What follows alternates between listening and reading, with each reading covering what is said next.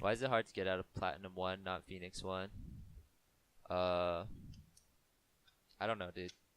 I think you could replace like Platinum 1 with any elo, and I would still not be able to answer that question. How are shot calling responsibilities divided in P1? Oh, I mean, with any like really good team, there shouldn't be one shot caller. There should be like a lot of people contributing what their kind of view of the game is. Like everybody's view of the game is different from each role, right? Or I don't say everybody's view is different, but they all have like different perspective. They're like, oh, the top laner should be like, oh, I'm stronger than the enemy top laner. I can shove them in, stuff like that. And based on everybody, the opportunities that everybody sees, you kind of craft one big plan as a team. And I don't think like everybody should agree on the plan. Like it shouldn't be one person making decisions for everybody, right? That's not a good atmosphere because if eventually you get to the point where like you kind of need to understand the plan. Like if you're being told what to do, you might not do it like properly because you don't understand. Like if somebody tells you to do X thing and you don't understand why, but you just do it anyways, you're not gonna execute it as properly as somebody who knows why they're doing X thing. So that's why everybody needs to actively think about the game at all times and contribute to shot calling. What's the best blind pick for low elo supports? I get asked this question a lot actually. Like based off win rates, probably Lulu would statistically give you the highest chance of winning. Why is Lulu support so commonly picked? What does she offer that Karma and Nami don't? Lulu, I think her strengths are like strong laning phase, the ability to target disable somebody for 2.25 seconds is actually really good, and the fact that her Q like has such a high slow, like an 80% decaying slow over 2 seconds at rank 1. You don't have to max it at all. That's a big deal. So she gets so much off early levels that other supports would have to put multiple levels into. And on top of that, she's just easy to blind to, and she is really good at following up on other champions engages like Rengar. Like if you pick Rengar and you don't have Lulu, a lot of the times Rengar isn't tanky enough to engage, so Lulu provides that extra support. Would you ever dye your hair? Yeah, I sure, why not? Like I wouldn't like think about it actively like, oh, I feel like dyeing my hair, but like if I was like bored or something and my friends were like, let's dye our hair together, like, I wouldn't be opposed to it. Are there any pocket picks that you're planning to whip out? Oh my. Every time I see the opportunity to play something gimmicky, I'll pull it. So our philosophy with drafts, like if I see something that I think will be really good that game, the coach will let me play it. Like Tarek, we didn't practice Tarek at all that week. And I didn't play in a long time. But I saw the situation. I was like, Ash, Malzahar, Lee, I believe. There's no way I can pick like a squishy support. And Shen. Like if I pick a squishy support, they just dive bottom nonstop with their ultimates, and we lose the game. So I was like, no, we have to pick Tarek here because, and they're like, and they were down with it. Like so, I'm always thinking about picks, pocket picks. So.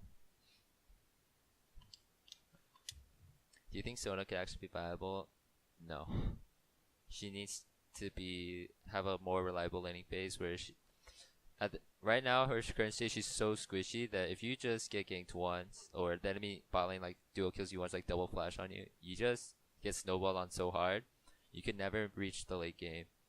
I've always said Sona is one of the highest scaling late game supports, and I still believe that. Like if I got 6 items Sona, like I could pop off an LCS, no problem. But like you're never gonna get 6 items before the game's over, and her ability to control vision is really bad.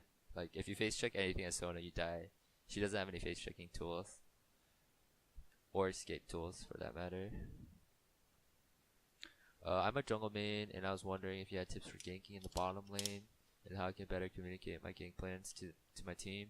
I think you should just carry pink because bottom lane will have the most wards, right? There's 2 players, so that's like 2 trinket wards that could be there.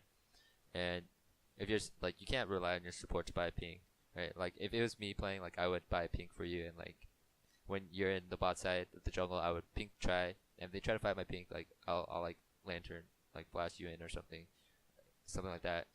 But in solo queue, you have to bring your own pink and like ask the bot lane, like, did you see them like disappear? Or you don't even have to ask. You can like pay attention to where their support is moving on the minimap. And if he disappears for like 5 seconds, that means he's warded somewhere. And you can guess where by how long he's been gone. Like if he's only been gone for like 1 second, then maybe he just warded like the closest bush to where he left. Stuff like that. And communication is good too. Like just be like, I want to gank bottom in like X amount of time, like after I do my Raptors camp, and then your bot lane will be like, okay, that means like we want to start fighting like a little bit and get them low HP so that when you come, it'll be a free gank, like stuff like that. In terms of demands placed on you, the atmosphere, feeling regarding the positions. I have a personal expectation for myself. Like, I don't want a team to like trade me and then have worse results after. So that would look bad for me. That would look bad for like the team. Like I don't want that to happen. So like I felt that pressure, and so like the moment I moved in, I was like really like motivated. Is Thornborn pack worth playing melee supports for? Yes. I think 5 HP plus 5% of your maximum health over like 2 seconds, I believe. And that's actually good. I think any champion that can proc that in an AoE capacity as a melee support will be good. Like I think that includes Nahus, Trundle, Gragas, and Scion. So you can expect people to at least try out those picks. For sure, Nahus and Trundle are good in 5. So at Stuntopolis, has anyone really been far? Has anyone really been far even as decided to use even? Oh, you're memeing. I was like, wait, that doesn't make sense. This guy, you're trolling.